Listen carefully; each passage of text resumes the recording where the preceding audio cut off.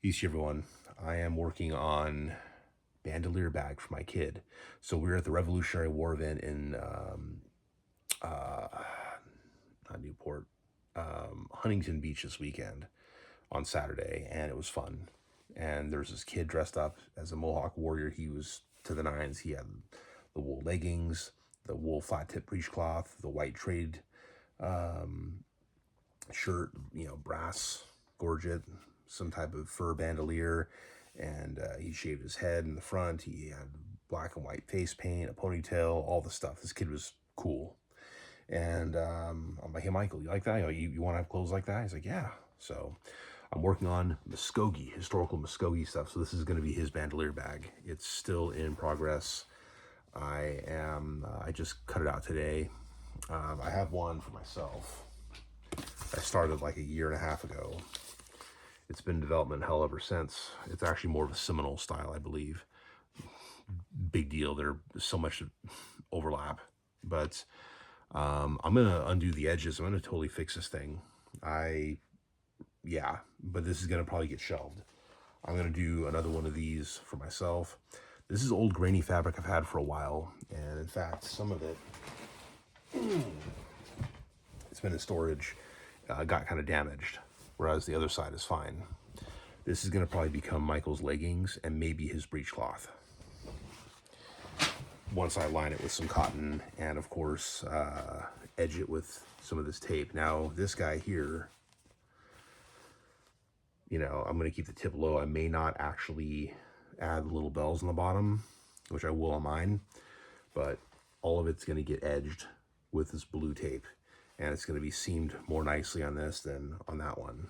Okay, that one's going to get fixed. That one's got this really nice felted wool from like 1950s San Francisco. Got it on Facebook Marketplace. This is much grainier looking, and there's some parts where I like right there and right there where I stitched over the edge, and it's fine though, because you see here I stitch it more correctly. It's not perfect, it's hand stitched, but no overlap on this. So the important thing is that these stitches on the red and holding the cotton in place, that is a placeholder. The final stitches are actually going to be the ones that are right here. I mean, the most important final stitches are going to be those. It's also going to be probably the 2-tabbed on each side strap for the shoulder. So I really want to do more stuff like this. I'm going to make myself another one of these, probably plain like this, but we'll see. It might be blue because I have some blue fabric as well. I'm going to make some blue leggings, and as well as the red ones. I've got a red Mvskoke breechcloth. I've got a blue one I also cut out. And for Revolutionary War, I'm probably going to be wearing more like blue. I might do the red breechcloth, but blue leggings, because the Von Recht image of the Uchi chief show that color variation. But there's also a lot of different color variations among the leggings that the Uchis were wearing. And, some wore blue breechcloth, some wore red, and there's variety. But they wore the flat tipped. We're going to have the pointed ones because we're Creeks. So anyway, so yeah, I mean, you have like this sort of like extra long stitches that I have here that where I just, I want to make sure it was intact. That's just to hold the fabric together so I can pull the stupid needles out. And that way I could then finally add this stuff to it. Okay. So anyway, it's all in progress. I hope my son appreciates it. He wanted to get spiders. He wanted to get Minecraft spiders. I said no. Okay. But definitely I want him to have some cool garb, and I want cool garb. And yeah, it'd be nice to have some type of Mvskoke presence at these types of revolutionary historical events. We would have been allied with the British, and it's what it is. But definitely want to go to these more and use it as a teaching experience as well, because it's fun. Living history is fun. And give my kid an outlet to do fun things. Hopefully do some campfires and whatnot. So, and maybe draw in more interested people that are into this type of stuff, or who would be wanting to do this type of thing. But we'll see. But anyhow, that's pretty much it for now. I mean, I will show you the progress on this later. Once it's finished, well, what I'll do is I'll do another video once I have all the edging done, no strap. And then I'll do one later with a strap. I might even do a video of the strap alone in progress, just to give you guys an idea of what it's like. I'm probably going to line underneath it with cotton. I'm definitely going to use tape on the edge. I am not yet sure if I have a long enough piece of this fabric to, with the leggings and the breech cloth that I'm going to make for my son, probably from that same fabric, I may or may not have enough material when I'm done to make a proper bandolier strap. But if I can, I will. If not, I'll figure something out. I can always use blue and then line it with red, and then this could be red, you know, or edged.